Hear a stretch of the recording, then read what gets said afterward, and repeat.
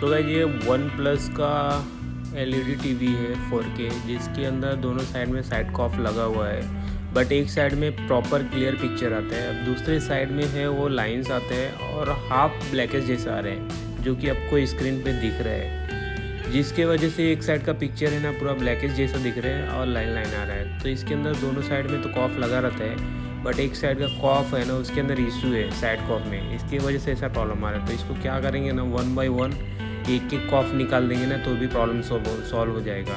या तो एक दूसरा ऑप्शन अपने पास और है, या तो उसके अंदर से चेक करना पड़ेगा कौन सा कॉफ ख़राब है, वो कॉफ चेंज करेंगे, और या तो उसके कोई सिग्नल मिसिंग रहेगा ना, वो सिग्नल को हम प्रॉपर जो भी वोल्टेज चाहिए वो दे देंगे ना तो प्रॉपर ओके हो जाएगा। बट एक कंडीशन में हमारे पास ट्राई करते हैं कि इसको कॉफ निकाल के ही ओके करते हैं।